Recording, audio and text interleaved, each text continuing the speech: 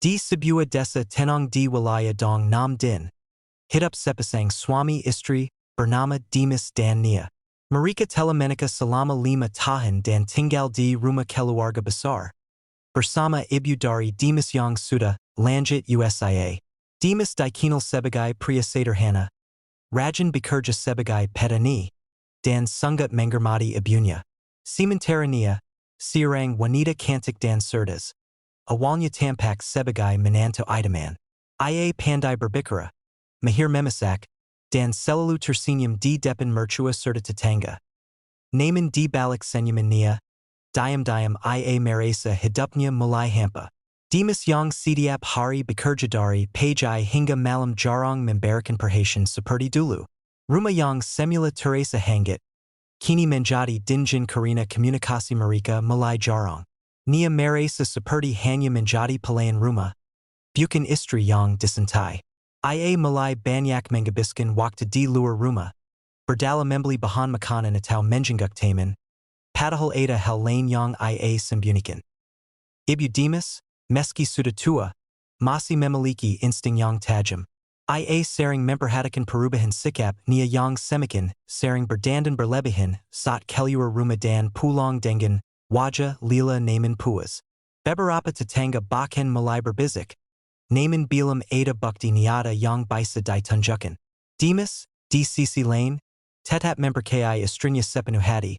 Tak Pernah Sedikit Pun Curiga Bawa Ada Badai Besar Yang Perlahan Menjintai Rumah Tangganya. Hari-hari Terus Berlalu. Dan Dimas Tak Tahu Bawa Sinta Dan Kasishan Yang Ia Jaga Dengan Sepenuh Hati Mulai Dikabik-kabik Ola Orang Yang Paling Ia Perkaya. Dan di Balik Semua Itu. Nia Sedang Merancanakan Seswa to Yang Tak Hanya Akan Mengenkirkan Rumah Tangganya. Tetapi juga Mengkering Kehormatan Keluarganya di Mata Masyarakat.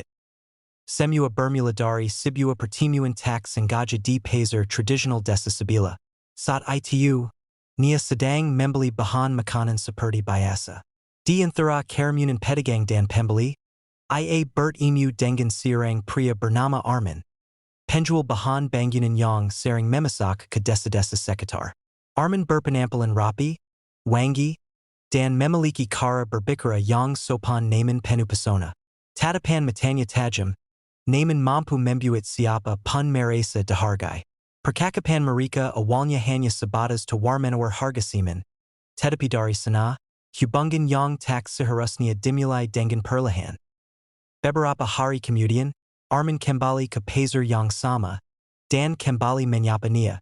Ia Memuji Penampilannya, Bertanya Sol Keluarga, Dan Menunjukkan Perhatian Yang Selama Ini Mulai Hilang Dari Dimas. Nia Yang Kesipian Meresa Tersanjung. Ia Tidak Langsung Jatuh Hati. Tetapi Ia Merasakan Getaran Berbeda. Getaran Yang Selama Ini Ia Rindukan Naman Tak Pernah Ia Dapatkan Lagi Dari Suaminya. Hari demi hari, Pertemuan Itu Semakin Sering Terjadi. Mereka Mulai Saling Bertukar Nomor, Awalnya Dengan Daily Business. Naman Komunikasi Luat Pesan Berubah Menjadi Obrolan Pribadi Yang Semakin Dalam. Arman Tahu Bagaimana Mengambil Hati Sirang Wanita Yang Sedang Haus Perhatian. Ia Pintar Merangkai Kata, Pandai Memberi Waktu. Dan Tahu Kapan Harus Menunjukkan Kechalusan, Meski Semua Itu Hanyalah Topping. Nia, Yang Awalnya Masih Meresa Bersalah, Perlahan Mulai Menormalisasi Semua Yang Ia Lakukan. Ia Berkata Pada Dirinya Bawa Ia Hanya Buta Taman Bicara. Naman Dalam Hatinya. Ia Tahu Bawa Parasannya Telah Melangkah Lebih Jauh. Ia Mulai Menyembunyikan Ponselnya. Mengapis Pesan. Dan Berdala ke Warung Jaw Agar Bisa Bertemu Arman di Tempat Tersembunyi. Kebahangan Kesel Itu Lambat Lawn Menjadi Kebiasaan. Pada Suatu Sore, Saat Dimas Pulang Lebih Awal Karina Hujan Deras. Ia Tak Menemukan Nia di Rumah. Ibu Dimas Bilang Bawa Nia Pergi Sejak Shang Dan Bilang Pulang. Hujan Turun Makan Lebet. Dan Dimas Mulai Khawatir. Naman Saat Nia Kembali Malam Harinya Dengan Pakaian Sedikit Basa Dan Aroma Perform Yang Azing. Ia Berkata Ia Hanya Terjebak Hujan di Rumah Temannya. Dimas Perkaya. Ia Tak Tahu Bawa Sur Itu. Nia Justru Berada di Sebuah Warung Kosong di Pinggir Jalan Bersama Arman. Menikmati sekankar kopi dan pelukan hangit yang bukan milik suaminya. Perselingkuhan yang semula tampak ringan perlahan berubah menjadi API yang mengganggukan. Dan dalam diam, ibu Dimas mulai mengumpulkan patangan-patangan kebenaran. Ia tahu, sesuatu sedang terjadi di balik senyum manis menentunya. Tapi ia masih menahan diri, bilam ingin mengangkirkan hati putranya. Setidaknya bilam sekarang.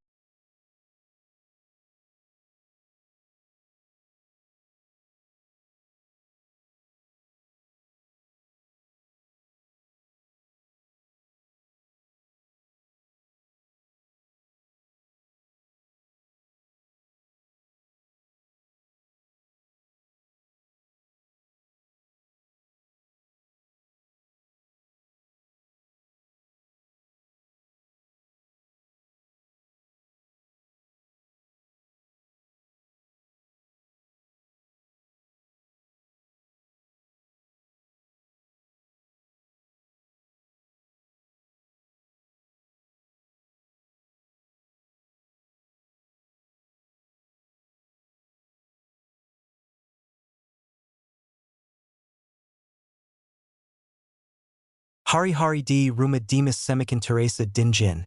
Meskipun musim panas sedang berlangsung. Nia kini lebih sering keluar rumah dengan alasan membantu tetangga, menemani temannya yang sakit, atau mencari bahan masakan yang katanya hanya bisa ditemukan di pasar desa lain. Namun sebenarnya, semua alasan itu adalah tameng untuk menyembunyikan pertemuannya dengan Arman. Pertemuan yang awalnya hanya singkat, kini berubah menjadi hubungan terlarang yang penuh gara. Dijaludi dengan kesadaran penuh bahwa ini adalah pengkhianatan terhadap ikatan suci pernikahan. Ibu Dimas, yang selama ini diam, mulai bertindak dengan cara halus. Ia mulai memperhatikan jam pulang Nia, bikas jejak alas kakinya yang menggara ke jalan belakang. Dan bahkan aroma asing yang sesekali masih melekat di pakaiannya. Meski sudah lanjut USIA, sang ibu memiliki kapkan tinggi terhadap gerak-gerik manusia. Apalagi ini menyangkut rumah tangga putranya sendiri. Suatu malam, saat Dimas tertidur, ibunya memanggil Nia dengan suara lembut. Mereka duduk di dapur, diterangi lampu minyak kesel. Kamu sayang Dimas, kan? Tanya sang ibu liri, namun penuh makna. Nia hanya tersenyum, lalu sipat-sipat pamit kembali ke kamar, mencoba menyembunyikan rasa gagapnya. Keesokan harinya, Ibu Dimas sengaja meminta tolong Nia mengantar makanan ke rumah tetangga yang sebenarnya tidak sedang sakit seperti yang dikatakan. Itu adalah bagian dari rencananya untuk memastikan kecurigaannya benar atau tidak. Namun Nia malah pergi ke arah yang berlawanan. Dalam diam, sang ibu menggoda seorang anak kesel tetangga untuk menjekuti diam-diam kemana arah Nia pergi. Tak disangka, si kesel itu pulang dengan wajah bingung dan berkata bahwa tant Nia masuk ke rumah abang yang jual pasar di ujung kebun. Jantung sang ibu berdegup kencang. Ia kini yakin, kecurigaannya bukan sekedar persangka kosong. Sementara itu, Dimas semakin sibuk dengan sewa dan ladang, menyiapkan musim tanam yang akan datang. Ia tak punya waktu memikirkan hal-hal yang aneh dari istrinya. Baginya, selama rumah terjaga, makanan selalu tersedia, dan ibunya tampak sehat, maka semuanya baik-baik saja. Ia tak sadar bahwa setiap kali ia pergi bekerja, wanita yang ia cintai sepenuh hati justru membuka pintu hati dan tubuhnya untuk pria lain. Namun, langit tak selamanya biru. Hubungan rahasia ini mulai membawa dampak ke dalam rumah.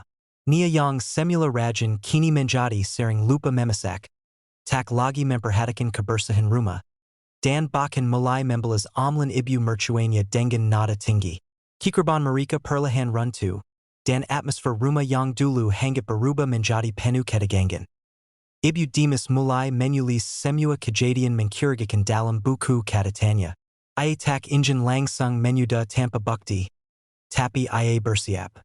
Karena ia tahu, jika kebenaran ini sampai peka, hati putranya bisa hancur berkeping-keping.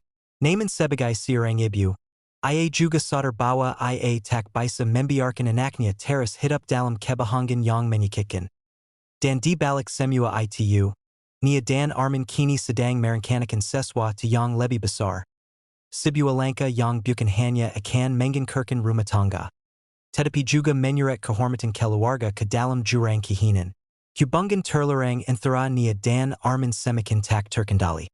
Di balik pintu warung tua yang tak lagi digunakan di pinggiran desa, mereka sering bertemu seperti pasangan tertawa, berkumbu, dan berbisik tentang masa depan yang sebenarnya dibandingkan di atas reruntuhan kepercayaan. Arman mulai membisarkan hal-hal yang membuat nia semakin jauh dari akal sehat.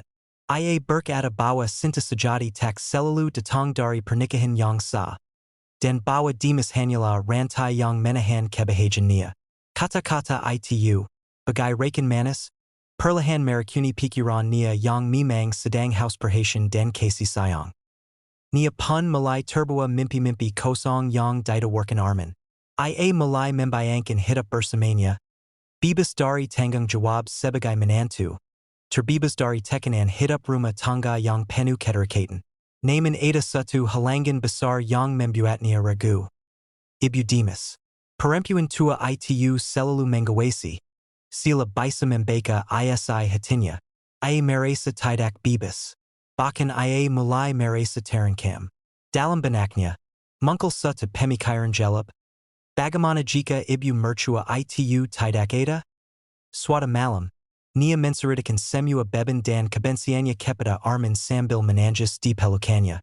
Ia bilang bahwa selama ini ia hidup dalam penjara mertua, bahwa ia tak tahan lagi dipantau, dan dibatasi. Arman yang lisik melihat kesempatan. Ia menyusun rencana, tak hanya untuk membawa nia pergi, tapi juga untuk mengambil keuntungan darinya. Ia tahu bahwa jika berhasil memisahkan nia dari keluarganya, ia bisa menguasai semua harta dan sisa wang sewa milik Dimas. Mereka mulai menyusun langkah demi langkah. Pertama, Arman menyarankan agar nia bersikap lebih kasar terhadap ibu mertua agar terjadi konflik terbuka. Dengan begitu, ia bisa alasan untuk pergi dari rumah tanpa terlihat bersalah. Kedua, ia menyuruh nia mencuri sedikit demi sedikit tabungan yang disimpan di lemari kayu warisan. Tak banyak, hanya sekedar biaya awal untuk hidup baru mereka. Ketiga, yang paling berbahaya, Arman menyuruh nia menambahkan ramuan tidur ke dalam makanan ibu mertua sekera berkala. Bukan untuk membunuh, katanya, tapi cukup membuatnya lima dan tak bisa banyak bicara. Namun nia tahu, sekali ia melakukan itu, tak akan ada jalan kembali. Dan malam itu, saat semua penghuni rumah tertidur, nia diam-diam mencampur ramuan ke dalam termos teh ibu mertuanya. Tangannya gemetar, hatinya penuh keraguan, tapi pikirannya tertutup oleh bujuk rayu Arman dan amarah yang ia pendam terlalu lama. Ia membisikkan pada dirinya sendiri bahwa semua ini demi kebebasan. Ia tak sadar bahwa langkah kesal yang ia ambil malam itu adalah awal dari kehancuran yang jauh lebih besar. Keesokan paginya, ibu mertua terbangun dengan kepala berat, tubuh lemas, dan pandangan kabar. Ia mengira itu hanya karena ujiannya yang sudah lanjut. Tapi saat nia menyuguhkan teh lagi dengan senyum palsu, sang ibu hanya menatapnya lama, sila ingin berkata, "Aku tahu apa yang kamu lakukan, namun ia masih menahan diri." Ia ingin melihat sampai sejauh mana wanita muda itu berani melangkah. Dan ia tahu, badai yang lebih besar akan segera datang. Pagi itu, langit tampak mendung meski belum turun hujan. Udara di rumah Dimas begitu sunyi hingga suara sendak yang menjenai piring pun terdengar sangat jelas. Dimas sedang duduk di meja makan sambil menatap ibunya yang tampak lemas. Wajahnya pucat, dan matanya tak setajam biasanya. Ia bertanya dengan simas, "Mak, kenapa gak enak badannya?" Sang ibu hanya menggeleng pelan dan tersenyum tipis. Mungkin cuma masuk angin.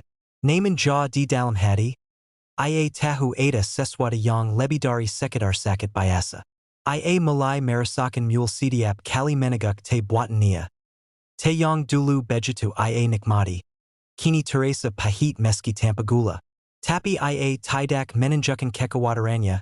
Tidak Injin Membebani Dimas Yang Semikin Lila Dengan Pekerjaan Ladang. Sementara Itu, Nia Semikin Barani. Melihat Ibunya Dimas Lima. Ia Menjadi Lebih Bebas Keluar Rumah. Bahkan Kadang Tanpa Pamit. Setiap Kali Dimas Pergi ke Sawah. Ia akan berdandan dan pergi ke warung tua tempat Arman menunggu. Mereka kini tak hanya bicara tentang masa depan. Tetapi juga mulai menghitung-hitung kapan waktu terbaik untuk pergi jauh bersama. Arman sudah mulai mencari rumah kontrakan di kota kesalain, dan Nia mencuri sedikit demi sedikit wang dari lasi kayu di kamar. Wang hasil panen yang ditabung Dimas untuk membeli pupuk musim depan. Namun dalam diamnya, Ibu Dimas telah menyusun rencana. Meski tubuhnya melemah, pikirannya masih tajam. Ia mulai mengangkat waktu-waktu ketika Nia keluar rumah. Dengan siapa Ia berbicara, dan bahkan menemukan kain kesel yang digunakan untuk membungkus ramuan tidur di tong sampah dapur. Semua dicatat di buku kesel miliknya. Buku harian yang kini berubah menjadi catatan kejahatan yang sedang terjadi di dalam rumahnya sendiri. Ia tak pernah membayangkan bahwa menantunya sendiri akan begitu berani, bahkan meracuni dirinya perlahan. Hanya demi pria asing yang bahkan belum tentu bisa dipercaya.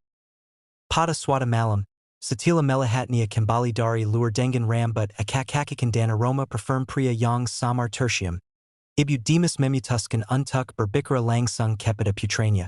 Mereka duduk berdua di serambi belakang rumah. Di bawah cahaya bulan yang redup. Nak, kamu percaya sama ibu? Tanya sang ibu perlahan. Dimas mengangguk. Apapun yang ibu bilang, kamu harus siap dengar. Jangan marah dulu. Jangan langsung percaya atau menolak. Tapi lihat dan dengarkan. Wajah Dimas mulai berubah serius. Dengan suara yang berat, Ibu Dimas menceritakan semua. Tentang perubahan sikapnya, tentang jejak kebohongan yang Ia temukan, dan tentang ramuan yang Ia curigai telah Ia minum selama beberapa minggu terakhir. Dimas membeku. Ia ingin menyangkal. Tapi bagian dalam dirinya tahu bahwa ibunya tak mungkin mengerang cerita seperti ini. Matanya memanas, pikirannya kekau, dan dadanya terasa sesak. Ia mencoba menahan emosi, tapi amarah mulai tumbuh liar dalam hatinya. Namun sebelum bertindak gegabah, Ia memutuskan untuk menyelidiki sendiri. Esok harinya, Dimas pura-pura berangkat ke sawah. Namun Ia bersembunyi di kebun belakang rumah. Beberapa jam kemudian, Ia melihat istrinya keluar dengan pakaian yang berbeda dari biasanya. Bukan baju pazer, tapi pakaian rapi seperti hendak bertemu kekasih. Dan yang lebih menjejukkan, Ia mengikutinya sampai ke warung tua. Dan melihat dengan mata kepalanya sendiri saat Arman merangkul wanita yang selama ini Ia panggil istri. Hatinya hancur. Dunia seakan runtuh di depan matanya. Pria yang selalu Ia percayai. Wanita yang Ia lindungi dan cintai. Keduanya kini berubah menjadi pengkhianat. Namun Dimas tak langsung muncul. Ia memulai kembali pulang dalam diam. Memejamkan mata di kamar. Menahan air mata yang ingin tumpah. Malam itu, Ia duduk di samping ibunya yang sudah terlelap. Menggenggam tangan tuannya dengan erat. Ia tahu, besok pagi, semua akan berubah. Pagi hari itu datang dengan langit kelabu. Sila ikut menyaksikan retaknya sebuah rumah tangga yang dulu tampak utuh. Dimas terbangun lebih awal dari biasanya. Matanya sembab karena semalaman tak tidur. Namun wajahnya tegas dan penuh tekad. Ia tidak lagi pria yang naif dan percaya buta. Ia kini adalah seorang suami yang telah disakiti secara mendalam oleh dua orang yang paling Ia percayai. Diam-diam, Ia menyiapkan rencana untuk menggungkapkan semuanya secara langsung. Bukan dengan kemarahan buta, melainkan dengan kebenaran yang tak terbantahkan. Hari ini, semua topping harus dibuka. Sekitar pukul 9 pagi, Nia bersiap-siap keluar rumah lagi. Ia membawa tas kesel dan mengenakan parfum yang sama seperti biasanya saat akan bertemu Arman. Dimas berpura-pura pergi ke sawah lebih awal. Naman sebenarnya ia hanya bersembunyi di gudang belakang. Vegetania pergi. Dimas mengendap-endap menjikuti dari kejauhan. Memastikan ia menuju ke tempat yang sama. Dan benar saja, nia masuk ke warung tua tempat Arman sudah menunggu dengan senyum lisik.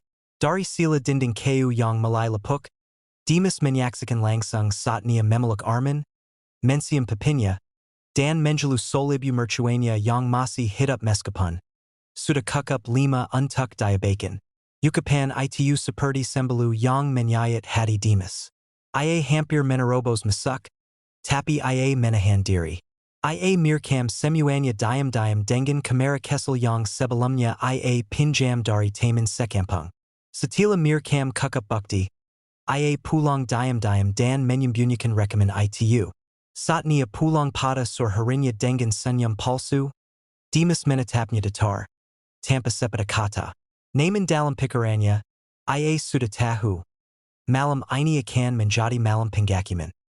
Setelah makan malam, Dimas mengajak nia dan ibunya duduk bersama di ruang tamu. Nia sedikit panik tapi masih berusaha bersikap tenang. Suasana tegang menggantung di udara. Dimas lalu menyalakan televisi yang ia sambungkan ke kamera kesel itu. Dan memperlihatkan rekaman perselingkuhan nia bersama Arman. Detik demi detik, suara tawa mereka, pelukan mesra. Bahkan Yukapan kg tentang sang ibu terdengar jelas di ruangan itu. Nia pukit. Ia tak mampu berkata apa pun. Mulutnya gemetar, matanya membesar. Sila ingin menyangkal tapi tak bisa. Ibu Dimas menunduk dengan napas berat. Tangannya menggenggam baju dengan erat, dan air matanya menitis diam-diam. Selama ini aku diam karena aku percaya padamu. Suara Dimas akhirnya peka. Tapi ternyata, yang kamu lakukan bukan hanya mengkhianatiku sebagai suami. Tapi juga mencoba mensalakai ibuku. Perempuan yang bahkan rela berbajai atap denganmu. Nia mencoba membela diri, menangis, memohon ampun, menyalahkan kesepian, menyalahkan keadaan. Tapi Dimas hanya menatapnya dengan hampa. Kalau kamu merasa kesepian, kamu bisa bicara. Tapi kamu pilih jalan lain. Kamu pilih membunuh perlahan. Suasana berubah menjadi ledakan emosi. Ibu Dimas, yang selama ini menahan rasa sakit, akhirnya bersuara. Kamu bukan hanya durhaka. Kamu telah menanam karma yang suatu hari akan kamu tuai. Dan aku tidak akan mengetukmu. Karena hidup sendiri yang akan menunjukkan balasannya. Nia tak bisa menyangkal lagi. Ia terjatuh di lantai. Menangis histeris. Memohon agar tidak diusir. Namun Dimas hanya berkata, besok pagi, kamu keluar dari rumah ini. Semua sudah selesai. Malam itu, Nia tidur di kamar belakang sendirian. Tak ada pelukan, tak ada belian, tak ada simpati.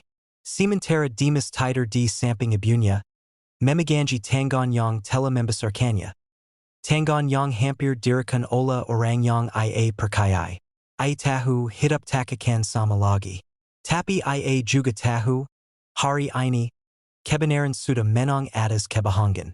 Pagi itu, tak seperti biasanya, suasana rumah Dimas Teresa tegang sejak matahari mulai menyinari halaman. Udara pagi yang biasanya sejuk kini Teresa dingin dan mengejut. Sila mencerminkan isi hati semua orang di dalam rumah. Nia, yang semalaman tak bisa tidur, duduk diam di sudut kamar belakang dengan mata sembab, wajah pukit, dan rambut akak-akakan. Ia tahu, hari ini bukan hari biasa. Hari ini, ia akan diusir dari rumah yang dulu ia anggap sebagai miliknya juga. Tempat di mana ia dulu menerima cinta, kepercayaan, dan perlindungan, namun kini berubah menjadi tempat penuh penghakiman. Dimas berdiri di depan pintu kamar, menatapnya tanpa raut marah, tapi juga tanpa belas kasihan. Waktunya kamu pergi, Nia. Aku sudah bungkuskan semua barangmu. Koper ada di ruang depan. Aku enggak akan memanggil warga atau bikin keributan. Aku cuma minta satu. Jangan pernah kembali ke rumah ini. Ukapnya datar, namun tajam menusuk hati. Nia menunduk, air matanya jatuh tanpa suara. Ia injin bertiriak, memohan, menjlak, tapi semuanya saya, semua sudah telanjur. Ketika ia melanka keluar dari kamar. Ibu mertua berdiri di dapur, membelakannya, dengan satu tangan menepang tubuhnya yang masih lima. Ia tak berkata sepatah pun. Ia bahkan tak mau menatap wajahnya. Diamnya lebih pedih daripada ribuan makian. Dan itu menyayat hatinya jauh lebih dalam. Langkah kakinya terasa berat. Seperti menyeret dosa dan aib bersamanya. Di ruang tamu, koper biru besar telah menunggu. Dimas tak membantu. Ia hanya membuka pintu depan dan berdiri di samping. Menandakan semuanya benar-benar berakhir. Saatnya keluar rumah. Beberapa tetangga mulai berdiri di pagar. Menjintip dari balik tirai. Karena kabar perselingkuhannya semalam ternyata sifat menyebar. Bukan dari Dimas, melainkan dari anak kecil yang dulu dikirim sang ibu untuk menjenguknya. Boka itu berserta ke teman-temannya, dan berita itu meledak seperti api menyambar bensin. Bisik-bisik warga tentang wanita yang merakuni ibu mertua dan berselingkuh dengan pria luar kampung telah membuat nama nia runtuh total. Ia berjalan di jalan tanah desa dengan mata menunduk. Membawa koper berat. Diringi suara bisikan tajam dan tatapan penuh pengginan. Itu tayang koba rakunan ibunya suami? Wajah cantik tapi hati busuk? Makanya jangan kebanyakan gaya kalau jadi istri orang. Setiap kalimat adalah tamparan batin yang tak bisa ia hindari. Dulu, ia disanjung karena kecantikannya. Sekarang, ia dipandang hina karena pengkhianatannya. Nia akhirnya tiba di pinggir desa, tempat Armin berjanji akan menjemputnya. Namun ia menunggu hampir 1 jam tanpa kabar. Ponselnya ia pegang erat, tapi pesan yang dikirim hanya centang satu. Tak ada panggilan masuk. Tak ada suara motor datang. Tak ada Armin. Dalam hitungan jam, hidupnya berubah drastis. Dari istri sah, menjadi perempuan tak berumah. Dari wanita yang merasa disintai, kini ditinggal bahkan oleh pria yang katanya ingin hidup bersama. Ia duduk di atas koper. Menangis tersidu, tak tahu harus kemana. Orang tuanya sudah lama tinggal di luar kota. Dan ia malu untuk kembali dengan aib seperti ini. Ia menyadari bahwa semua yang ia bangun bersama Armin bukanlah cinta sejati, melainkan nafsu semu yang kini telah menggabisi segalanya. Cinta, kehormatan, dan masa depan di kejauhan. Dimas berdiri di samping pohon besar. Melihat dari jauh dengan mata berkakak. Ia tak membenci, tapi ia juga tak akan kembali. Baginya luka ini terlalu dalam. Ia hanya berharap, dari sini, hidup bisa berjalan kembali, meski because luka akan terus menjengkelkannya bahwa kepercayaan adalah hal paling mahal dalam sebuah rumah tangga. Beberapa hari telah berlalu sejak nia diusir dari rumah. Desa yang dulu menjadi tempatnya, berteduh kini terasa seperti dunia, asing yang penuh dengan bayang-bayang penyesalan. Ia tinggal di sebuah rumah kecil milik sepupu jauhnya di desa sebelah, jauh dari pusat keramaian, jauh dari wajah-wajah yang selalu menatapnya dengan henan. Setiap malam, ia terjaga dalam gelap, menatap langit-langit atap riat sambil menangis diam-diam. Pikiran tentang Dimas, ibu mertuanya, dan kebodohan yang ia lakukan bersama Armin mengancui setiap jengkel kesadarannya. Sementara itu, Armin tak pernah muncul. Nomornya tidak aktif, rumah kontrakan yang katanya sudah ia siapkan ternyata tak pernah ada. Rupanya, setelah mengetahui bahwa hubungan mereka terungkap dan semua aib telah terbuka, Armin memulai kabar. Meninggalkan nia sendirian dengan dosa dan kehancuran yang mereka ciptakan bersama. Ia tak pernah benar-benar mencintai nia. Yang ia inginkan hanya tubuh dan kesempatan untuk mengambil wang. Dan ketika semua itu tak lagi bisa ia manfaatkan, ia menggelang seperti debu tertiup angin. Nia mulai jatuh ke dalam jurang kehancuran mental. Ia kehilangan arah. Tak ada lagi tujuan hidup yang jelas. Ia ingin pulang ke orang tuanya, tapi rasa malu dan takut dihakimi membuatnya mengurung diri. Di desa barunya, orang-orang pun mulai mendengar kabar tentang siapa dirinya. Tatapan ane dari warga membuatnya engon keluar rumah. Ia kehilangan segalanya. Cinta, kepercayaan, kehormatan, dan bahkan identitasnya sebagai seorang istri dan menantu di sisi lain. Dimas perlahan mencoba bangkit. Meskipun hatinya hancur, ia memilih untuk tidak membiarkan luka itu membesar. Ia fokus kembali ke sawah, menanam padi dan membersihkan kebun yang sempat terbengkalai. Ibu Dimas yang sempat jatuh sakit pun perlahan pulih. Ia kini duduk setiap pagi di teras, menanan tekar sambil menjelas cooking peliharaan kesel mereka. Rumah yang dulu sunyi dan penuh ketegangan kini mulai kembali tenang.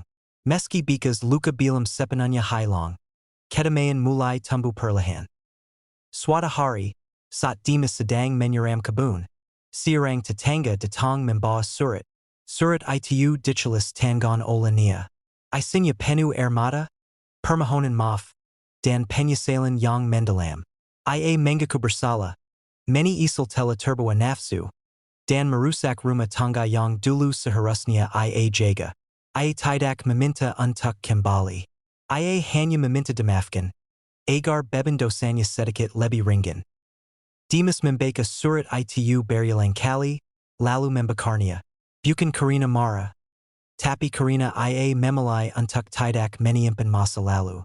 Ia tahu, maaf adalah pintu yang harus dibuka agar dirinya bisa benar-benar bebas dari luka. Namun memaafkan bukan berarti menerima kembali. Ia memaafkannya dalam hati, tapi hidupnya tak lagi untuknya. 2 tahun kemudian, Dimas dikenal sebagai pria tangguh yang tetap setia merawat ibunya dan menjaga ladang keluarga. Ia membuka pelatihan pertanian kesel bagi anak-anak muda desa agar tak semua lari ke kota. Rumahnya tak pernah lagi dipenuhi konflik, hanya suara kanda ibu dan kakao burung di pagi hari. Sedangkan dia, hidup dalam bayang-bayang kesalahan yang tak bisa dihapus. Ia bekerja di sebuah warung kesel, menerima upah harian, dan hidup dalam keheningan yang ia ciptakan sendiri. Sesekali, ia menatap langit dan berbisik lirih, andai aku memilih sisha. Kisah ini bukan sekedar cerita tentang pengkhianatan, tapi tentang bagaimana manusia duji dengan godaan, dan bagaimana harga dari sebuah kebohongan bisa menghancurkan seluruh bangunan kehidupan.